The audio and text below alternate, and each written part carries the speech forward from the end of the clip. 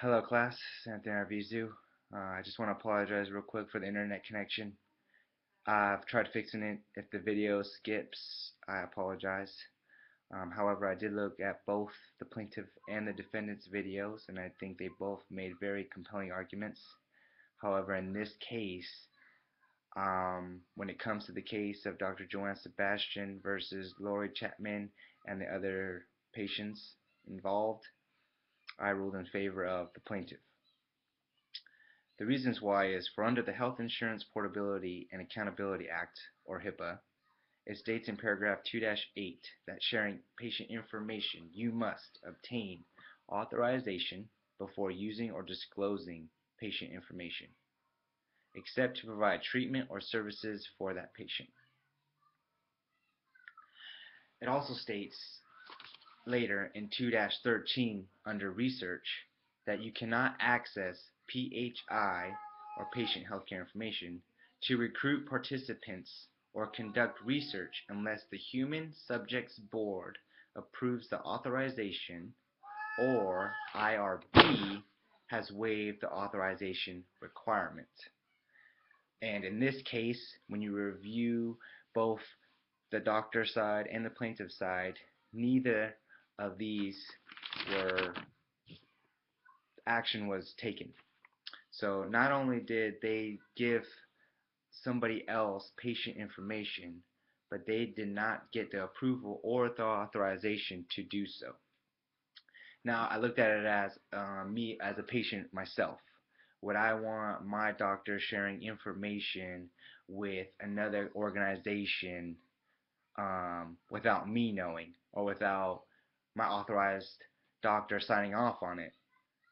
Or without it having just any approval from IRB in the first place? And the answer is no. Um, the healthcare information that I'm involved in is a secret and it's private.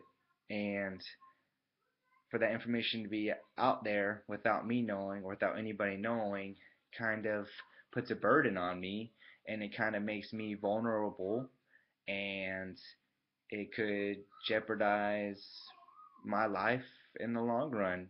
I mean, if someone has access to your information, who knows what they can do? I mean, I don't know them, and so I can't trust them.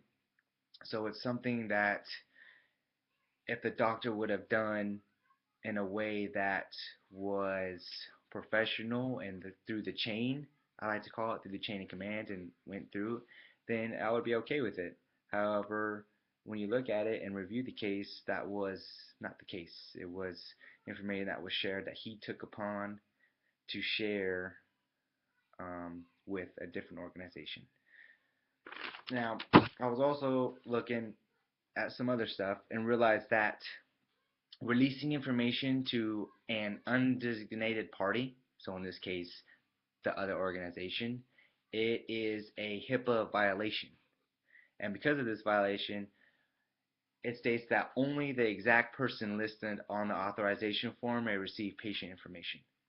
So my doctor is authorized to receive patient information, um, but it's anybody who has signed for that information. And in this case, the organization hadn't signed anything.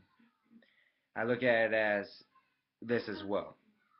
How would you like it if not only do they get your information, but somehow it was your kid's information, and your doctor took it upon himself to release patient healthcare information on your children without you knowing, and all of a sudden you get a phone call and you got these people asking you questions as to